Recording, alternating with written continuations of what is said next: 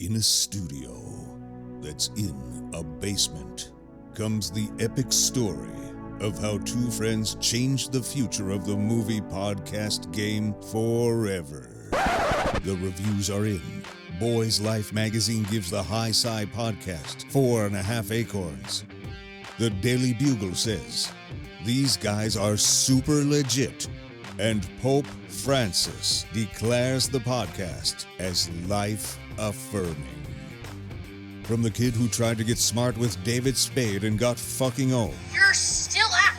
You're still bad. And the guy who can name all four Baldwin brothers. Alec, William, Daniel, and the baby boy, Stephen. Live from the studio of his parents' basement. The Have You Seen It podcast. Welcome back to the Have You Seen It podcast. My name is Mason Knight, and sitting across from me is the one and only Cash Kraus. Cash, how are you today? Pretty good. Surviving, thriving. Same old, same old. Surviving? You know how those people, those motivational guys, they like to combine words. Oh, yeah. There'll be a book. There'll be a book coming out. Yeah, I think that's actually a Kevin Hart thing. Well, he did thrive. He is thriving. It's a tongue twister a little bit absolutely. There. But we're back for another Indian cinema. Yes, Indian Cinema Wednesday. Still in the new studio. Yep. First Indian Cinema in the new studio. It is. We are still working out some kinks. Yes, we are. We are a little ironing out brighter in here now. It is a little brighter. We have the studio lights on. Yep. And we got our Star Wars neon. Got the Star Wars light. Yeah, because but there's some small things that we're still working out, like microphone issues and lighting and there's a few things with the studio move. You got to iron out those details though. In any movie, you got to iron it. But we appreciate the patience. Yeah, and now viewers. We are closer together than ever. We are not abiding by the 6 feet. We are not socially distanced. This is 5 feet 9 inches. So this is real. This is real close. Yeah, we're almost touching here, but we are. But we do both get checked every day. We come in, we get have nurses just on like staff. Rogan, we well, get just it like done. the president. We're both on experimental cocktail drugs. That's not from any doctor, just some guys. Just some guy on the street. Yeah, it's a little He said, brother, shady. take this. Yeah. You're going to feel high as a kite. You're going to be feeling good. But COVID, you'll feel great. That'll be the last thing you worry about. They're steroids. Exactly. And you know what? You thrive. You survive. Survive. Yeah, for sure. But so this is our India Cinema. Yes, it is. So we are getting real close to a new name. Because we have a few now. We have to drop that poll very soon. We are going to, for sure. Because India Cinema does not sound very good. So it says, we just had a third. So they said Filmy Wednesday, and then there's a Desi Wednesday, and then a Namaste Wednesday. If I'm being honest, Namaste. I really like Namaste Wednesday. I do like Namaste a lot Wednesday. That just works. Namaste Wednesday. It has nothing to do with film. Nothing at all. At all. It sounds like it might just be like a poetry reading or some kind of like yoga class. Right. Maybe Namaste Wednesday. Namaste Wednesday. But I do like that one a lot. It sounds really good. It does. It rolls off the tongue. But yeah, we are finally getting to Ship of Theseus. And this is the longest any option has been on our poll. This has been for months. And after watching the film, I'm a little baffled as to why it took so long. Oh my God. Absolutely. Yeah, we'll get into that. But yeah, we will. But the comments I saw the comments from last video, people thought we were just taking Ship of Theseus and adding. They were furious. I had to comment back to one guy. Some guy was like, hey, how dare you're going to take Ship of Theseus off and put good news on? And he's like, just all caps. Oh, dude. And then he commented on like 8 different videos. Oh, he did. Too. Not even that video, but he threatened us. He threatened my family. He said, we know where you live. My good name. Yeah, he did. He did also. He said, this is not good news to me. Yeah, but that's not the case because we never just take things off. Nope. We'll always review it. Unless it's something. And I think he misunderstood us from last week because we said we were going to review Ship of Theseus and then add 2 new ones, which we have an announcement to make. He just said remove Ship of Theseus and he fucking lost it. He lost his He went haywire. Yeah, he did. But you got to appreciate it. You got to appreciate that. Well, absolutely. I mean, this is a guy. I mean, we'll get into the review, but I feel the same way after watching the movie. I'd be very passionate too if someone had taken down this film After months of it being on the poll. Exactly. Yeah. And that guy, we don't know. That guy might be one of the 4 guys that was voting for Ship of Theseus every single week. Because every week he gets like 13 to 20%. Yeah. So that might be the one guy that's voting for it every week. But don't worry, it's here. It is here. But what are we replacing in the poll now? So as it sits right now, our poll, we have Viscerani, obviously last week was taken off. Yes. And then Ship of Theseus is now being taken off. So the last 2 on our poll right now are Cargo, which is a new Netflix film. Which looked good. Vikram, yep. And then Bhavesh Joshi, Superhero. Yes, Joshi. So what are we putting on there? So we need to replace 2. We have to replace 2 at the moment. So we're going to do Vikram Vedha. Yes. And then we're taking off. We only added it for 1 week, but we're taking off. Right Good after I News. said we never take off a movie with that. Yeah, but honestly was not a film that I didn't. It was kind of a last second, throw it in maybe because it was it's a not our comedy, type but of- it's not our type of film. even like Western American, we're not rom-com guys. No, we're not. No. But yeah, so we are taking that off and we're adding. I mean, it's kind of a movie, kind of not a miniseries. Yes. The Netflix miniseries Ghoul. Starring Radhika Apte. Yes, which please, I hope that wins. I hope that wins, and I hope that wins in at least October, so we can Right, watch so it. we 'Cause can that's do our it. one horror film on the poll. So, so what are the 4? Let's name them Okay, again. so we have Cargo, Bhavesh Joshi, Superhero, Vikram Vedha, and Goal. And that poll will be up As soon as this video as uploads. soon as it uploads. All right, there you go. Anything else? Any other news we need to get to? I think that about Any other wraps it house up. cleaning? All right, let's get into our review / recap of Ship of Theseus, 2013 Indian film, Indian drama film. Yep. I would call it if I was going to give a subgenre, I would call it a philosophical drama. Absolutely. If it I deals with- I don't think that's the subgenre. I might just be making it up, but I think it's just one of those very cerebral thinking, existential crisis kind of films that I was frankly just not prepared to watch. Really? Well, a film like this, man, I feel like at least you got to be in the right mindset. Yeah, it takes a lot of thinking too.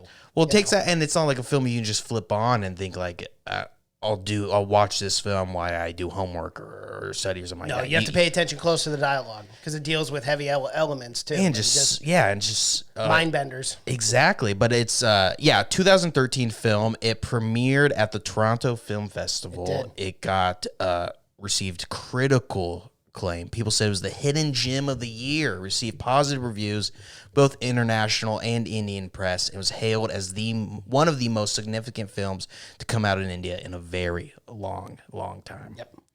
That's crazy.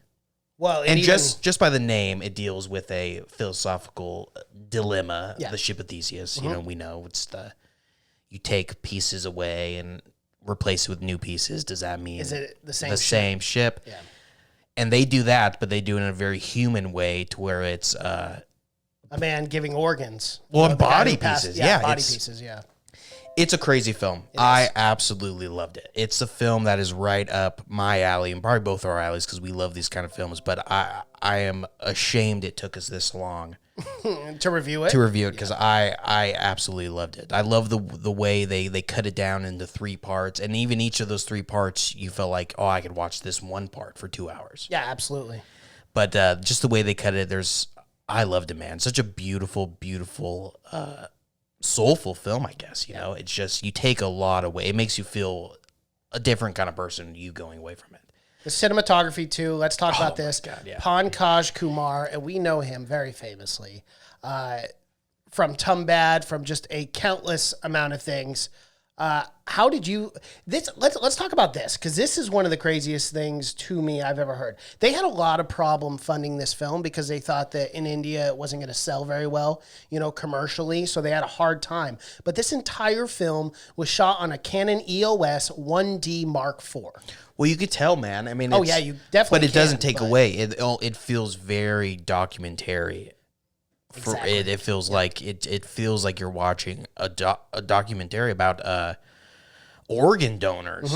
I mean, it's crazy. Every story is just a crazy, insane concept, and it's almost a film just as philosophical. It's about like contradictions. Yes. Like this, especially with the blind, that and the blind photographer, you know, she's blind. She makes a name from being a blind photographer. Then she suddenly gets vision, and now she hates her photos. And she hates her photos. But she loses the ability to capture anything soulful or meaning.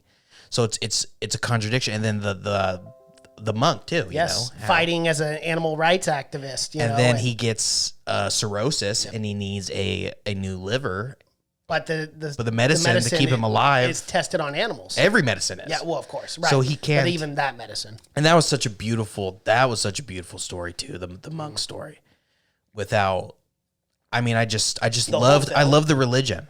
Yeah, the religion, and you look it up. You read the Wikipedia. He says he made it up. The religion. I mean, I guess it's based on a bunch of stuff. Yeah, but the belief is, and that's a contradictory in itself. Is he was an atheist that believed in a soul. He did.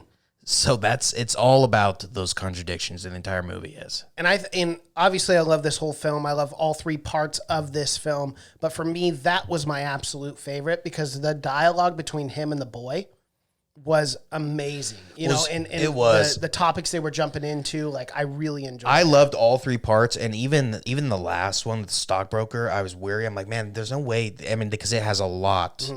To lead up, I mean, to build up to with those last two, but it still ended up pulling it off for me. That story ends up bringing everything together kind of at the end.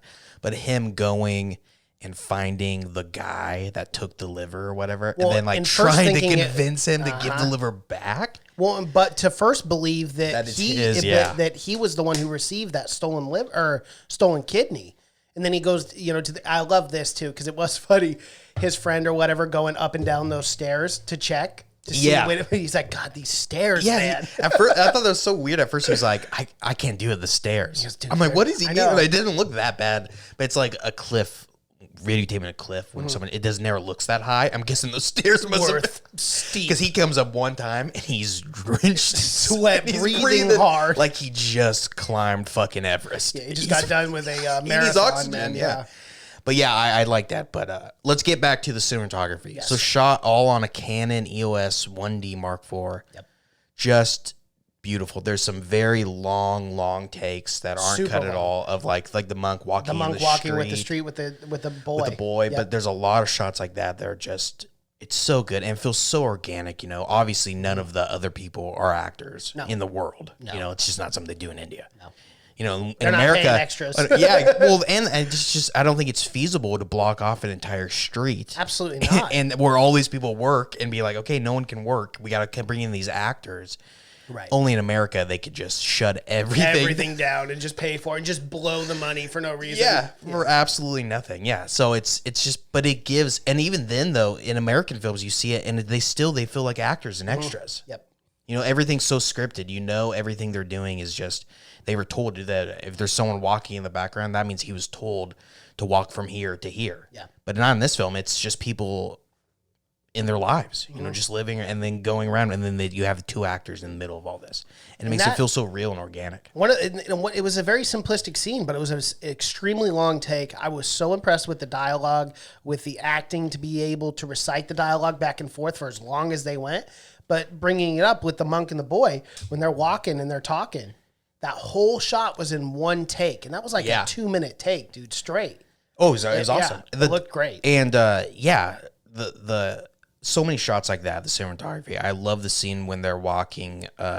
Again, it's the monk scene, but when they're walking through like the wind farm, the wind turbines, yes. It looks so good and it's just so beautiful. Some of them are parting off too, and then you see all the windmills in the background, and it's a wide shot. And just shows you don't need to have this fucking $250,000 camera to be able to shoot these the scene when when she's trying to get away, the blind lady after she gets her eyes back, and they just want to kind of escape to kind of get her sense of life back again, and they go to it's this fucking mountain range. It looks like Switzerland. It's crazy. Beautiful. Yeah, it's insane how beautiful it is. And then he's talking to her about, oh, look at how much it's changed since the last time you've seen it. Yeah, but I love their fight before she's in the kitchen. Yeah. Feels so fucking real. It feels like a real fight. It's not a scripted fight either. There's no way. I can't believe someone wrote that dialogue. No, there's no way. I can't. I mean, think there's there was obviously an outline, obviously, yeah. but as far as the actors, they just said argue and go for it. It feels like, and this is high praise, but it feels like a marriage story, like their arguments. Absolutely. You know, how great that argument was or whatever. But it just felt so, when she was talking about him patronizing her, because remember, she accidentally took a photo. Yep. That ended up being really, really good. And she didn't want to use it because it wasn't, even though all of her photos are accidental. She's blind. She's blind, yeah. She goes 100% off hearing. That's it. We have some crazy an invention that the director made that nothing like that exists with the camera and the microphone, like explaining everything. Yeah, he had to invent that. Very inventive. I mean, if there was technology for it, it would be a great patent. Yeah. But just her. I love that scene with her like not being able to use that photo because she did it on accident. I mean, it's just, he can't understand it, No. He's trying to understand it, but you couldn't ever understand it unless you were in her shoes or whatever. Right. But yeah, I thought that was beautiful. And the photos that she took, it's not like they were good for movie photos. They were great photos. Oh yeah, just period. Yeah. Yeah, they were really amazing photos. And I like the scene when she finally gets vision, and she starts going through all the pictures because she's never seen them before. They have vector files that are raised or whatever, but Yeah. still, I got a feeling that's not the same. No. Not the same as senior photos, but I love that, yeah. I also love the stockbroker story. Let's talk about that a little bit too, because obviously his grandmother's in the hospital. He's kind of taking care of her, and they start to have this debate. And she goes, "Well, what do you care about? What is the meaning of life to you?" And he says, "Well, I eat well, I live well, I sleep well. It's all about money. It's all about money, and it's all about image too, and people respect Yeah. me." And I think his journey was really an interesting one too, because he finally did something that was not self-serving, but was rather trying to help someone out. But in the end, Vikram, or the guy whose kidney was stolen, ended up taking 650,000 rupees. Which I looked up. Do you know how much that is? I'm gonna assume it's probably only like 20,000. Less. Really? Yeah, it's like 9,000. It's like 8,000. It's a little less than. Well, remember, 9,000. he said 30,000 rupees was Insane. the market for a stolen no kidney. wonder this German guy, I think, I don't know where he was from. Switzerland? Was he Swiss? I don't know. Swede, I think he might But have been a Swede. yeah, but I mean, no wonder he fucking went to India. Oh, yeah. You're playing like a. Well, yeah, that's so cheap too, man. It's it's such a insane, messed up yeah. concept, but Oh yeah, but it's the Ann Hunden situation. Yep. That is insane that happens. it isn't. And that's, In a developed country, that's crazy to me that you can go. and it's into a real hospital. thing. Yeah, oh, And it you go obviously into- happens. yeah, obviously, too much. You go to a shady hospital and they'll just, you For your think you're going in appendix. for an appendix operation. They put you to sleep and they steal your kidney. The most mundane operation you can Brutal. damn near do Oh, yourself. absolutely. Yeah. Yeah, pretty much. You're just sitting there slicing yourself. There's a famous picture of a guy that did it That's by himself. insane. But I mean, it's crazy. It's nuts. But that's how it all came to head for that stockbroker guy when he realized, oh my god, dude. Because at first, like you said, he thought he had that guy's liver. He thought that he didn't really steal it, he had nothing to do with it, but he thought that he took that guy's liver, and then kidney. yeah, right, because liver, he'd be dead. Yeah, exactly. It's the other guy that has something wrong with his liver, isn't it? No, he had the right side of his kidney. Oh, and then yeah, he that's had right, his yeah. left side. Yeah. Yeah, because remember when he shows up to the viewing, she's like, "Oh no, you had the left side." Yeah, to make sure that they knew that. Yeah, one right guy, and then left. the other Yeah. guy had like eyes. But he could have had the liver because the guy that gave all his body parts died. Yeah, he did die. Yeah, so he could have. So I'm sure the liver someone too. got the liver Someone because they did, said yeah. eight people. When they ended had up. a bunch of people there viewing it too, and I mean, you were given eyeballs, you were given all sorts of organs, and hearts. that's what this movie is that I had no idea at all. But it's like that ended up being such a huge part of it was organ donation and how it's not a big thing in India because of religious reasons. Yeah. So that's something. I mean, but this movie should be shown to fucking anyone that's on the fence about donating organs. Yeah. Because it goes into it so much deeper of not just giving a body part away, but like the question of you becoming that person or them becoming you once you have the body part. You know, Well, that's the ship of Theseus. Yeah. Yeah, I had no idea it was going to be like, but the whole thing is about identity. You know, which is the ship of Theseus is about identity. You know, Right. how much are you still you, even if you have this part of someone else in you? And there's no right answer. No, there isn't. And this film does not attempt. That's what I love about it. It does not attempt to give a concrete answer at all. on any of the three topics though either necessarily. No. I mean, even with the monk and the boy, I mean, it was really open to interpretation. Yeah, I love it, and I love Speaking go back to dialogue. And stuff. I love that shot too, man. That was beautiful. Yeah. At first, I was thinking, God, that centipede might be. I thought it was like CGI or something, but it was just because the way the feet were going around it and whatnot. But that was a beautiful shot too. So simple, simple but effective, man. And it just looked, and it immediately told you what kind of guy he was. That he would go out in between, and he was like a prophet. Yeah, he was. He had like books and stuff. He was starting this new religion or something, and it was funny. The boy too was just like, "Hey, what if that centipede was trying to commit suicide? Now he's got to get out of the brush again and walk through everyone." Which was there was funny. A lot of great like philosophical discussion between the monk and the kid. A lot of and like especially when he was dying, the monk, and he was like, "Well, aren't you the same as a suicide bomber?" Yeah, and he goes, "Well, how dare you make that comparison? Dare you make that comparison? Even though you know you're dying and everyone is trying to get you to survive." He talks about the spores too and how they grow into an ant, and then they take over the ant's body. Yeah, but is it still the ant? You know, so much good shit like that, so deep, but not like it was ever trying to be deep or philosophical or anything like that. And that's the thing too. It wasn't preachy, casual, for lack of a better word. It was just a casual conversation. I felt like these two organically had. Together. None of this felt forced or scripted. Well, that's how all three parts were. It was like they dealt, you knew they were dealing with very heavy topics, but it was presented in a very easy, digestible way. Absolutely. That a lot of these films, they can get like, they kind of throw logic out the window and it's more, artsy and abstract. Yep. That's what I thought this was going to be. I thought it was going to be much more abstract, but it wasn't that at all. It was pretty much clear cut, but it's still... You still questioned everything about it. Yeah.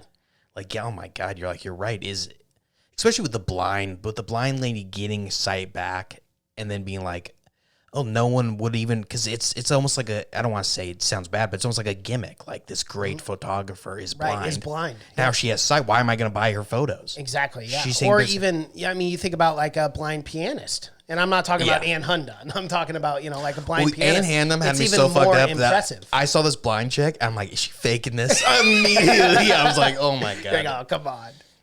I've been burnt before. Yeah, you have. You have. After watching that movie, it will scar you for life. It will. I'm like, oh my God, dude. If she starts playing piano, then and she's a photographer, so I'm like, she could legitimately be faking this and making money off. Well, remember, it was the reversed effect where she was actually wearing contacts to where her eyes weren't, blotted and all whited out. Yeah, and when she got her eyesight back, she started wearing what is it called? The thing you wear at night to cover your eyes up. Oh, yes. Because she didn't want to...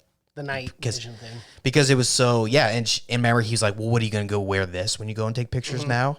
And she just, it was just such a confusing thing for that woman. Definitely. I could imagine. I mean, getting your eyesight back, I could imagine would be one of the greatest things ever. Yeah. But then to kind of lose your ability or what you perceive ability to but it's not, it's like photos. you had this crazy thing happen to you where you lose your eyesight and then you have to overcome this giant thing to where now after years you're finally okay with who you are.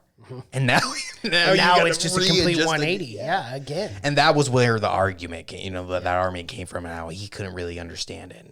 And no one can. But we can get in. Do you want to start talking about the end now? Yeah, sure. How it all wraps up. I loved. The ending, and again, it was so it was not in your face in a bad way, but it was so right there. All the evidence was right there. But I honestly didn't exactly know how this film was going to wrap up until we get to the ending, and I go, oh, duh, it was right in front of me the whole time. Yeah, with all of them coming together.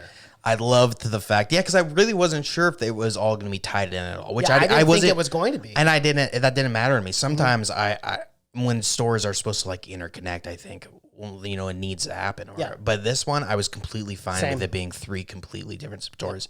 And that's what I thought it was, and I was okay with it. Yeah, I thought they were just going to wrap up the third story, and then that was going to be it. Exactly, at the end of the film. But they tie it in together, just brilliant. Such a beautiful way. I love them all coming in, and then the cave sequence is so well done. Another allegory of the cave or whatnot. It's another philosophical term, but it was just so beautiful, man. So Platonic allegory of the cave. The cave, and you don't know what that is. I guess how much time? philosopher Plato argues that human beings are imprisoned in a cave of their own existence. So yeah, I can. I'll try to explain it a little bit. Yeah, So because you actually have a major in this stuff. not a major. Well, I had classes in it. So classes in it. But yeah. But still, I don't really understand it. I can only explain. I can only explain. Well, yeah. So the cave is Plato explaining that it's an allegory for like a reality, really. So the cave is, imagine if people since birth were attached to this wall in a cave, and they were facing this wall all the time. And the only world they knew is there's a fire behind them. They never see the fire, and they only see shadows. So that's the only world they know. Right. So even to go and tell them that there's another world, they wouldn't even want to leave because it's the only world they know. Right. So Plato's vision is, if you're a philosopher, you're someone that broke out of the cave, and now your job is to go around and try to convince people that there's an entire world outside of this. Very confusing, very deep, and but again, in philosophy, there's no right answer to it, and that's why I had such a problem with the courses, because there's no right answer to it. But that is the cave. It's supposed to represent that that outside of what we know, there's an entire world that that we are just not aware of, and that we need to break out of. And some people never ever break out. But it doesn't matter to people because it's the only world they know. And I could be completely and totally wrong on this, but I mean, it is true. Even when you look at like the world in general, you look at these crazy like Amazonian tribes who have never seen anything, who never know any other world, any other life. When here we're talking to microphones, we're on the internet. Yeah. They don't know anything about that because they've never stepped outside of that world. And it's like that, and it's even more of like it's like these people never even question their existence. Mm-hmm. So to break out of the cave is to question like who you are, right? Like, why am I here? Right. And that's what Plato was all about. He thought everyone that wasn't questioning that was locked in a cave and was only seeing shadow puppets, which is just a figment of the reality of what real life is. And that's what the end showed. Yeah, because at the end you walk through the cave and you only ever see the shadows. And so good. But even if you didn't know what that meant, Plato's cave, it's still very powerful watching the end. It is. But I love this film, dude. Honestly, it was a great film. Not just in India, but one of my favorite films in a long time. Yeah, I could see why they said it was one of the biggest films to come out of India in a long time. And especially knowing just how it was shot, how much of a micro budget this essentially was, and how Pankaj Kumar. Kind of, this is one of his first films as far as a cinematographer. Yeah, and it's just a cool story. How deep. This is a film you could write a 300-page thesis on. Yeah, and you could just go on and on. I'm sure, I haven't looked into it, but I'm sure there's so many or just thoughts and conspiracies of what this film represents and stuff. I'm sure there's a ton of that. But it's just that kind of film where you can, and there's no right answer. So that's what I love about it too. And the director. Probably, I don't know for sure, but I'm sure he's never come out and be like, this is what that means. This is what that means. It's all up to you. All into interpretation. And the director, Anand Gandhi, conceived the story while he was nursing his ailing grandparents at the hospital. It was there where he developed stories addressing the idea of self, change, and death. So that's where he came up with this whole concept. Yeah, it's taking care of his grandparents. And that's what it feels like. It feels like a movie made by a guy that's just like Plato. Yeah. Like he's just, seems like he's gone through some very heavy stuff to make this film. Yeah. It's awesome. Yeah. I would recommend it to everyone. Absolutely. I actually thought it was shorter for some reason. I went into it and I was surprised, but the 2-minute 20 runtime is perfect. Yeah. I don't feel like there was any time wasted or I think it went on with 3 separate stories, you kind of got to give them ample time to develop those characters and the story plot. So it worked out for me. It worked out perfectly. I again am ashamed and sorry we took so long. Yeah, because this might be my favorite Indian film we've done so far. Wow, really? It's up there. Yeah, yeah. I love these kind of films, and if you're listening and watching, you want to recommend films to us, recommend us more films like this. Yeah, seriously. Yeah, but I'm not to say that there's probably very many films like this in the scope of every film made. I mean, you don't see very many films like this. Yeah, but yeah. It was awesome. I loved it too. Alrighty. Well, does that wrap up our review for Ship of Theseus? For Ship of Theseus, that's it. Alrighty. Well, that is our review for Ship of Theseus. If you guys are watching on YouTube, please be sure to like this video, comment below, subscribe to the channel, hit that bell notification as we drop videos here every single day. If you'd like to listen to our podcast in audio format, you can check that out. Spotify, iTunes, SoundCloud, Google Play, and Stitcher. Social media pages, Twitter, Seen a Podcast. Cash is on Twitter. That's just Cash. Instagram, Have You Seen It? Facebook, Have You Seen a Podcast? Thank you so much for watching and listening. My name is Mason Knight. That is Cash Kraus. And until next time. Bye.